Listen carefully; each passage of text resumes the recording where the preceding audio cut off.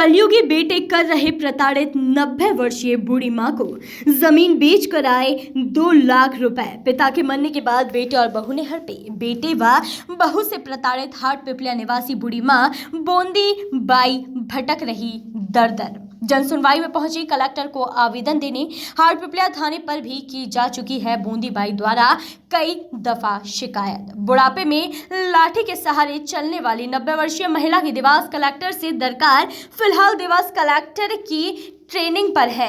SDM ने आवेदन लेकर सहायता की बात कही है।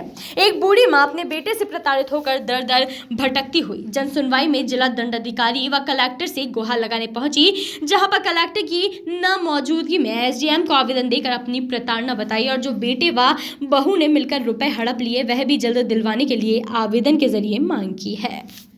दरअसल हाट पिपलिया में रहने वाली 90 वर्षीय बोंदी बाई जो लकड़ी के सहारे चलती है, वह पति के कहने पर जमीन बेचकर रुपए एकत्रित कर रही थी। इसी बीच पति पूनम सिंह के असामयिक मृत्यु हो गई और जमीन बेचने से जो रुपए आए उसके कुछ रुपए पति के मरने के उपरांत विभिन्न कार्यक्रमों में लगा दिए। वहीं जो रुपया बचा उसे किसी तरह बेटे व बहू द्वारा निकाल लिया गया। अब वह रुपए वापस मिल सके इसलिए बेटे से मां ने गुहार लगाई, लेकिन मां का अनादर करने के बाद बेटा गोविंद बागरी रुपए खा गया। बोंदी बाई बागरी ने जानकारी देते हुए बताया कि वह इस मामले को लेकर कई बार हाट पिपलिया थाने में आवेदन दे चुकी है, जिसके बाद अब दर दर भटकती हुई अपनी बेटी कमलाबाई के साथ कलेक्टर कार्यालय पहुंची थी, जहां पर उसके बेटे गोविंद जिसने रुपए हड़के उसके खिलाफ आवेदन देकर रुपयों की मांग की है।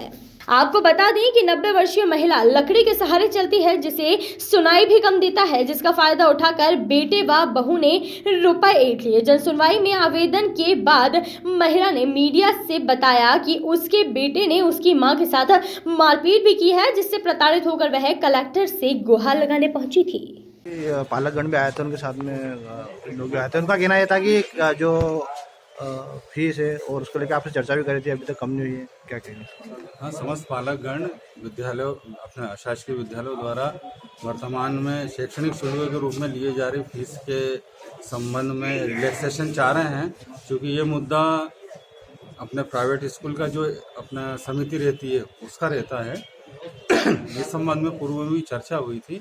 एडीएम साहब ने निर्देश दिए थे कि बोले कि विद्यालय अपने स्तर से एक प्रपोजल बना के उनकी आय और एक्सपेंडिचर का अपने समिति के समक्ष रख के रिक्वेस्ट करे कि भाई कि वो इस कोरोना काल के समय में जो वर्तमान में वस्तु स्थितियाँ चल रही है, आर्थिक गतिविधियों में जो पेरेंट्स कम संलग्न हैं, उनके पास वित्तीय समस्या है, उसको देखते हुए वो समिति के समक्ष रख के कम कराने का प्रयास करें। क्या कारण है सर कि ये जो प्राइवेट स्कूलों की मनमानी जो फीस वसूली आ रही है, लेकिन उसमें अभी तक वो मुद्दा हल नहीं हुआ है? पेरेंट्स लगातार शासन के निर्देश ही हैं कि विद्यालयों को शैक्षणिक शुल्क लेना है और वो शैक्षणिक शुल्क ही ले रहे हैं, जबकि पेरेंट्स ये चाह रहे हैं कि वो शैक्षणिक शुल्क में भी कम से कम 50% की कटौती हो, क्योंकि ये मुद्दा उनकी लोकल समिति पे जाता है, वो अंतिम निर्णय। शैक्षणिक शुल्क जो है कोचिंग के नाम पे है कि किस नाम से?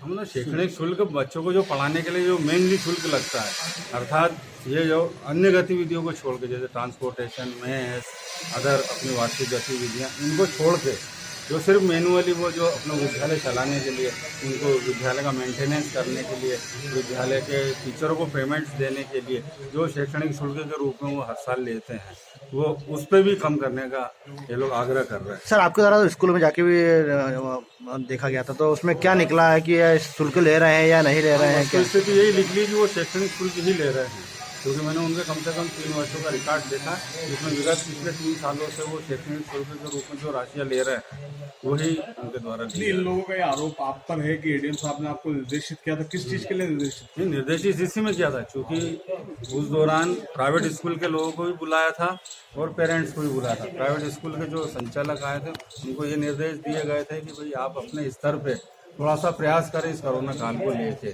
कि भाई तो उनके द्वारा जो कार्रवाई की है वो आज हम लोगों ने उनको वापस से बुलाया है। आज हम उन लोगों से वापस इस संबंध का फीडबैक लें। सर आरोप प्रत्यारोप लगाए गए हैं कहीं रुपयों को लेकर आपके ऊपर?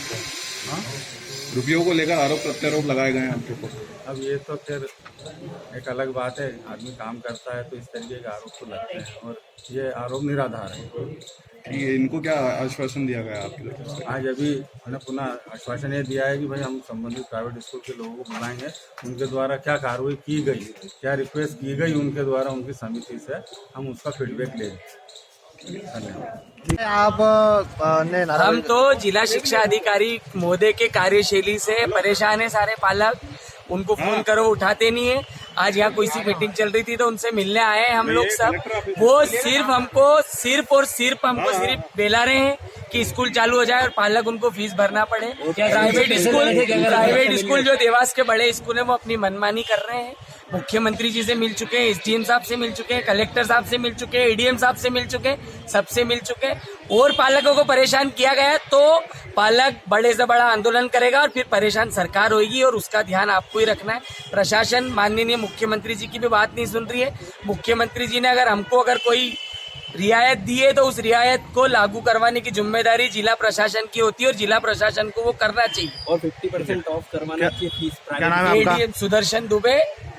हम सब पालक हैं और सब मिलके एक साथ आए हैं और ये फीस कम होना चाहिए। जिला शिक्षा अधिकारी इस चीज में ढील दे रहे हैं और क्यों दे रहे हैं ये आपको मीडिया को उसकी जानकारी वहीं से मिलेगी। जिला शिक्षा अधिकारी से सवाल पूछोगे आप क्यों ढील दे रहे हो। पहले भी कई बार आपने आंदोलन करे थे लेकिन फिर भी इसके बाद भी महीने भर से चरणबद्ध आंदोलन कर रहे हैं और प्रशासन हमको जो शासन अभी काम कर रहा है मुख्यमंत्री जी के साथ में, वो शासन हमारे बारे में सब कुछ सोच रहा है पर जिले का प्रशासन इस बात में उस चीजों को लागू करने के लिए असमर्थ क्यों है। अगर जिला प्रशासन के पास अगर सही लोग नहीं है तो माननीय मुख्यमंत्री जी से निवेदन है कि यहाँ के लोग बदले। कैनन न्यूज के लिए देवास से अमित बागलीकर की रिपोर्ट।